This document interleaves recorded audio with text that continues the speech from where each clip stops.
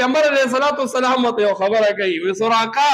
وستا په سر ما ته تاج ښکاري او ستا په لاسو کې ما ته بنګړي ښکاري د قیصر او د کسرا. نو دی په لاره ځان سره خاندي، وی خپل کلي کې د ځای نشته، کلی پرېږدي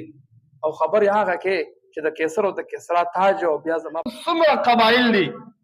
قبیلې زمونږ بالله شی دي، د هرې قبیلې نه به یو کس راجمع شو، په شریکه به د باندې حمله وکړو، نو دی به مړ کړو. نو بیا عبد مناف دومره نه دي چې بیا د ټولو قبیلو نه سوال څه وکړي، تپوس وکړي او د بدله ترې واخلي. نو بیا به ولګو خونبها دیت به ورکړو ټول، چې مطلب څومره مثال سلو خاندي هر څومره وخاندي دیت ته، نو قبیلو والا به ټول پیسې راجمع کړو یا به هغه وخاند راجمع کړو، نو به موږ به خرچه هم کمه راشي، هغوی به زموږ نه تپوس هم ونه کړي او کار به هم زموږ وشي. نفته کافرانو دا نه برداشت کوله، ابو جهل دي عتبه او شیبه او ولید ابن مغیره او دا نور، نو دی دا نه برداشت کوله چې اسلام د خور شي او اسلام د خلک قبول کی، دا نه برداشت کوله. او په دې پوه شو چې یو صحابي دا د پیغمبر ملګری د مدینې منورې ته روان دی او د کلي نه ځي او کلی وطن پرېږدي، نو دا هم نه برداشت کوله. نو میټینګ یې راوغوښت خپلو کې، په دارالندوه کې جمع شول ټول سرداران د قبیلو چې کوم ټول راغونډ شول. نو په دغه مجمع کې، په دغه مقام او دغه ځای کې، په دارالندوه کې شیطان هم راغی، د یو بابا په شکل کې راغی. دی ورته وی ته څوک یې؟ وایي زه د نجد قبیلې مشر یم، د نجد قبیلې مشر یم، زما هم دغه مسله ده، ستاسو چې کومه مسله ده دا ماته هم دغه مسله ده، تاسو هم دا سړی بدي شي د سره مو نه لګي، زما ورسره هم دښمني ده، نو زه تاسو سره کینم په دې بنیاد باندې کیدای شي یو رایې پکې زه درکړمه هغه بهتره وي. نو زه راغلی یم. نو کاکا هم راغلی دی او دې مجلس کې کېناستېده، یو کس پاڅېده، ابوالبختري پاڅېده، وایي داسې کار به وکړو، دا پیغمبر نعوذ بالله دې موږ کې د اسلام دعوت ورکوي، نو دا موږ باندې نه ځایږي چې اسلام کې خلک داخلېږي، نو موږ به دې یو کمره کې بند کړو، بس یو څو ورځې پس به لږه غونته کې ډوډۍ ورته ورکوو، ورو ورو به دې کمزورې شي او مړ به شي، نو بس موږ به خلاص شو. شیطان خو چونکې د بابا په شکل کې دی، وایي نه دا ټیک نه ده. بابا ولې ټیک نه ده؟ وایي داسې کار دی که نه، وایي ته د غټ خاندان دی، خپل خپلوان دي، خلک دي، نو که چارې تاسو دی دلته کې بند کړئ او بندیوان یې کوئ او هغوی ته پته ولګېده، اوس به درپسې هغوی راشي او درنه به آزاد کړي، نو بیا به څه کوئ؟ دا ټیک نه ده. بل کس وایي داسې کار به وکړو، بل پاسېده زما رایې دا ده، او وایه ته څه وایې؟ وایي زه وایم چې په اوښ به وتړو او اوښ به وشړو، بس چې په کم طرف لاړه د خپل کلي د مکې نه به بهر کړو، نو چې اوښ چېرته لاړه نو بس موږ به ترې خلاص شو، بس هلته به لاړ شي. نو بابا بیا وایي نه دا ټیک نه ده. ولې بابا ټیک نه ده؟ وایي دله الله تعالی داسې ژبه ورکړې ده، د ده سره داسې ژبه ده چې چا سره دوه خبرې کوي هغه د ده ملګری کېږي. نو دی تاسو به بهر ولېږئ، بهر به لاړ شي، هلته به یو څو کسان ځان سره ملګري کړي، خبرې به ورسره وکړي، هغوی به یې ملګري شي، نو دی به خپل پوځ جوړ کړي، خپل ملګري به هلته جوړ کړي، په تاسو به حمله وکړي. دا رایه مې خوښه نه ده. نو ابو جهل هم ناست، ابو جهل پاسېد، زما یو رایه ده. وایي ته څه وایې؟ وایي زه وایم چې ګوره موږ یې بندولی نه شو، چېرته یې شړلی نه شو، نو یو رایه مې دا ده چې داسې کار به وکړو چې زموږ څومره قبایل دي، قبیلې زموږ بالله شی دي، د هرې قبیلې نه به یو کس راجمع شو، په شریکه به د باندې حمله وکړو، نو دی به مړ کړو. نو بیا عبد مناف دومره نه دي چې بیا د ټولو قبیلو نه سوال څه وکړي، تپوس وکړي او د بدله ترې واخلي. نو بیا به ولګو خونبها دیت به ورکړو ټول، چې مطلب څومره مثال سلو خاندي هر څومره وخاندي دیت ته، نو قبیلو والا به ټول پیسې راجمع کړو یا به هغه وخاند راجمع کړو، نو به موږ به خرچه هم کمه راشي، هغوی به زموږ نه تپوس هم ونه کړي او کار به هم زموږ وشي. نو شیطان خو پکې ناست دی، هغه وایي دا ځوان بلکل صحیح خبره کوي، پښتو خبرې د ده دپاره وایي تاڼې وغږوئ، ډېر خوشحاله شه، دوی له صحیح خبره وکړله. خبره ده صحیح وکړله مشوره او فیصله هغه په دې وشوه چې او بیا ورته وایي دا کار به کله کوئ نن شپې نه وایي وانړوئ ورې شیطان دی که نه وایي دا تاسو سر د درد دی نو لہذا فیصله په دې ده چې وجنو به کله به وجنو نن شپه به وجنو فیصله په دې ده دې طرف ته دا مشوره وکړه هغه طرف ته جبریل علیه السلام راغی او په رسول الله مبارک باندې وحی راوړله او پورا کیسه دی ورته بیان کړله چې دی یا تا قتلی یا دې شړي دا کیسې دي لہذا نن شپه به ته په خپل بستره باندې نه کې او اجازت میلاو شوه د څه شي چې ته هم هجرت وکړه پیغمبر علیه السلام د چې څنګه جبریل علیه السلام راغی فوري طور باندې د هغه ځای نه لاړه ابوبکر صدیق رضی الله تعالی عنه کره ورته وایي ابوبکر کور کو څوکي خالی که کور خالی که څوک شته که نه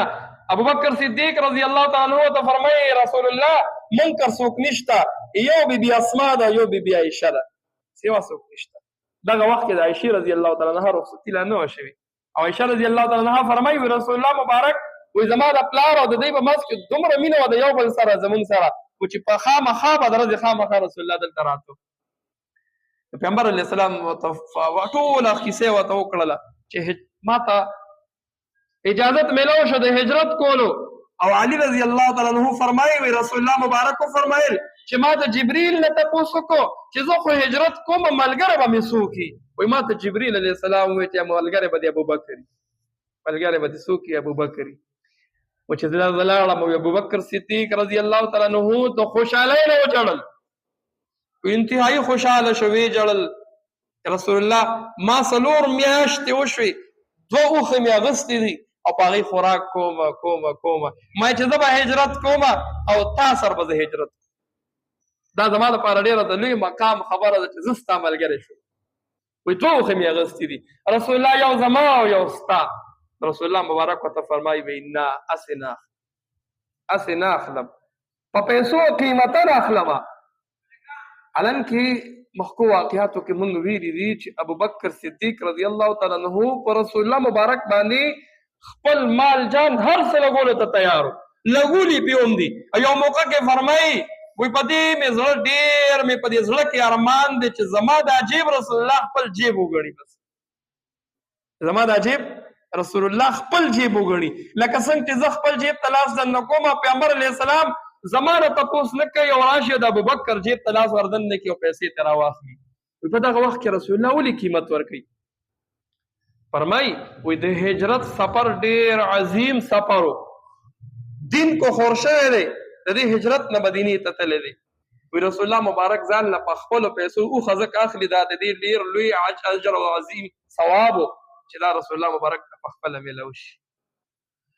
نو دی څوک ابوبکر صدیق رضی الله تعالی عنه دواړو صلاح وکړله وایي نن ماښام پیغمبر علیه السلام ورته فرمایي نن شپه به موږ وځو زه به ابوبکر تا پسې راځم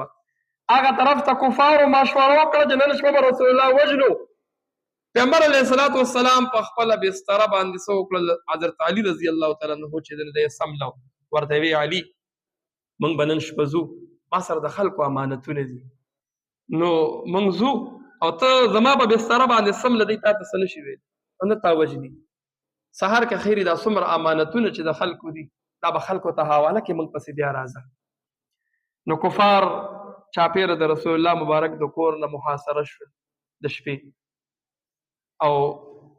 چوکیداري شروع کړه چې پیغمبر علیه السلام به بهر راوځي او موږ به یې وژنو او پیغمبر علیه السلام د شپې راپاڅېده او شګې راواغستې یو موټی شګې او وینستې د کافرانو سترګو ته لاړې کافران سترګې مږي او پیغمبر علیه السلام ورسره داسې خوا کې تېر شي لاړ دی په تمه د دې چې اوس به پیغمبر علیه السلام به سهار کې راوځي او موږ به یې وژنو او پیغمبر علیه السلام لاړه او ابوبکر صدیق یې ځان سره کړه دواړه لاړل او هغه دواړه اوښې عبدالله ابن اریقط و دی په پیسو باندې نیولو چې تاله به موږ پیسې درکو ته به موږ مدینې ته بوځي موږ ته به لاره ښیي ورته یې ویلي چې 3 ورځې به موږ په غار سور کې تېرو ته به موږ پسې هلته راځې بیا اوس دې طرف ته حضرت ابوبکر صدیق دی خو ووتېدل او رسول الله مبارک هم ووتېده کافران دغه شان ناست دي چې اوس به پیغمبر علیه السلام راوځي او موږ به پرې حمله کوو سهار رڼایي راله چا ورته وي څه ته ولاړې څه ته ولاړې وایي مونږ خو رسول الله ته ولاړ چې اوس راوځي یا خو دنې تللی دی هغه نشته دننه چې دی بیا سر وربره که په دیوال باندې علي رضی الله تعالی عنه ناست هغه ته وي زه نیمه خبره یو نقطه پکې دی کې بل هم لیکي ګوره کافر دي که نه ایمان پکې نشته خو پردي کور ته نه وردننه کي کافر دي ولې دا د هغوی په هغې کې به دا عیب ګڼلی شي چې یو سړی به پردي کور ته دننه شي پیغمبر علیه الصلاة والسلام بهر ووتېده روان دی ابوبکر صدیق رضی الله تعالی عنه ورسره دی مکې والو ته فتح ولګېده قریشو ته فتح ولګېدله چې رسول الله خو ووتېده لاړه نشته دی نو دا خلک دی ولګېدل دی بله مشوره وکړه وایي داسې کار دی چې چا موږ له د رسول الله مبارک سر راړه نعوذ بالله یې د ابوبکر سر راړه هغې کس ته به 100 اوښان میلاویږي مطلب دا چې 2 کسان دي او 200 اوښان د انعام کېښودو چې چا موږ له یا ژوندي راوستو یا د دوی سر راړو نو دا به موږ ورکوو چې کم کافرانو ټول چاپېره خواره شو ایوي چانس دی ای سر خو نه څه شته او خو جنګ نه کوي او اوس بس را به ولي یا به ولا راولو یا به ولا سر راړو نو 200 اوښان خو په هغه وخت کې لکه 200 موټرې چې وي دا به موږ ته میلاو شي دا یو سراقه ابن مالک ته دی وایي زه ناست ومه یو کس راغی نو وی هغه وی چې ما خو کس ولیده 2 کسه مې ولیدل داسې د دریاب په غاړه باندې روان وو وایي ما دا خبره بدله کړه د دی ده دا وبلګېده وایي ما د دی دا خبره بدله کړله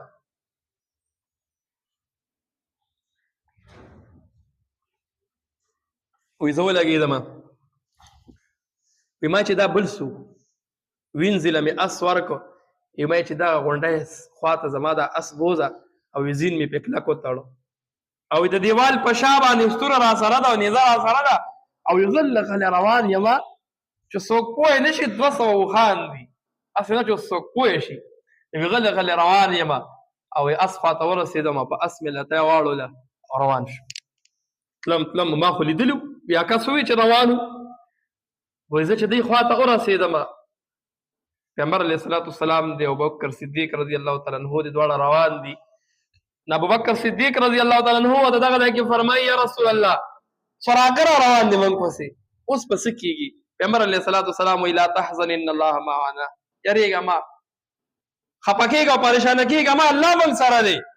نو سراګر منډه وایي چې بس دا خو دغه دی روان دي اوس 200 اوښان دي خو چې څنګه رانږدې شو پیغمبر علیه الصلاة والسلام ته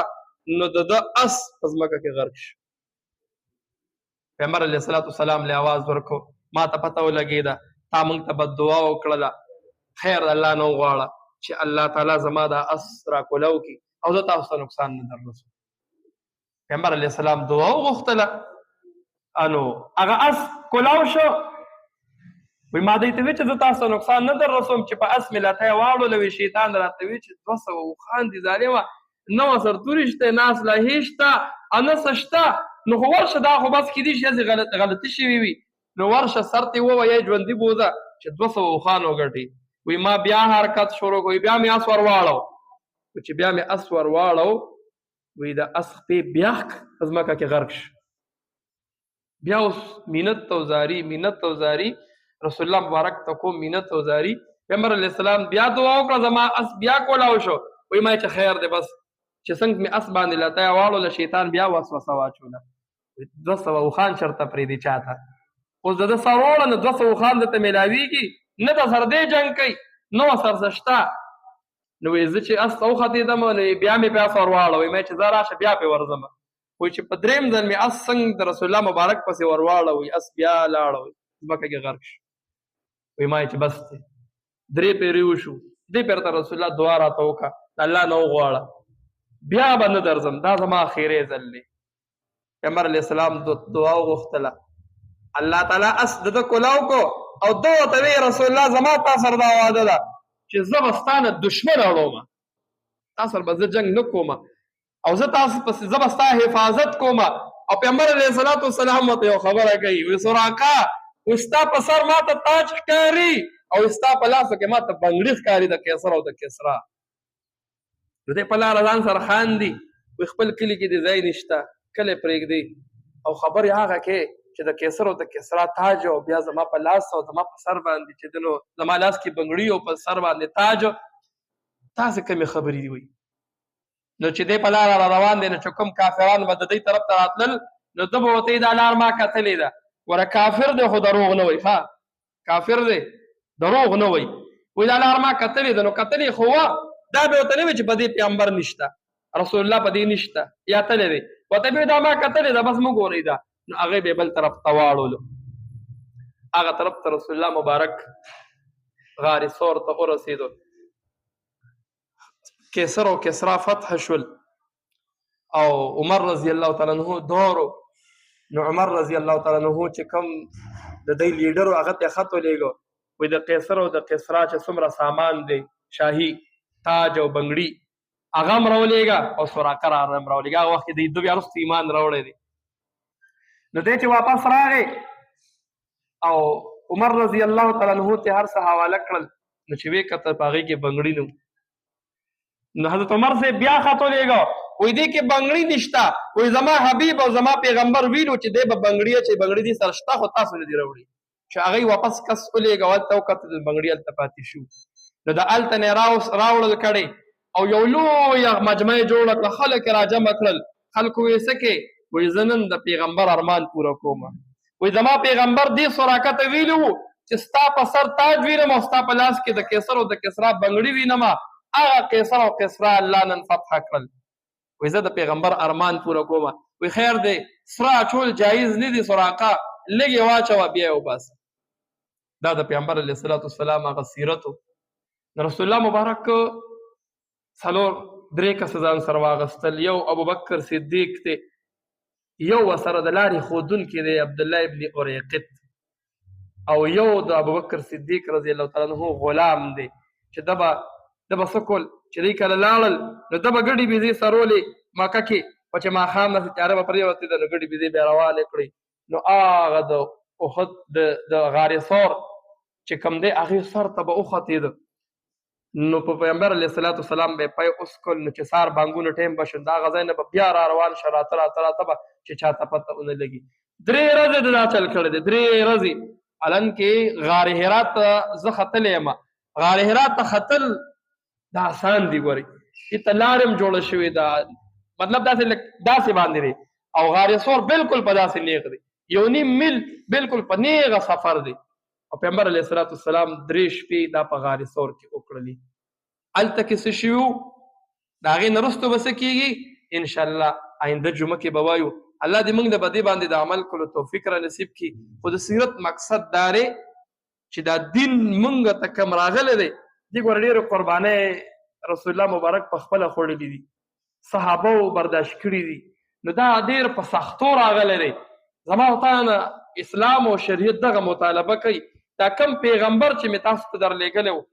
د ده زندګي خپله کوي، د ده سنت خپل کوي، د ده اخلاق خپل کوي، د ده کردار خپل کوي. او دغه کم پیغمبر چې مې درلېږلی و د ستاسو دپاره څومره دعاګانې کړي دي، څومره سختې برداشت کړي دي. لږ د هغې لحاظ وساتئ. د سیرت موږ صرف دې دپاره بیانو چې یو راته د پیغمبر علیه السلام حالات معلوم شي، بل د پیغمبر علیه السلام په نقش قدم باندې موږ او تاسو روان شو. الله دې د عمل کولو توفیق را نصیب کړي.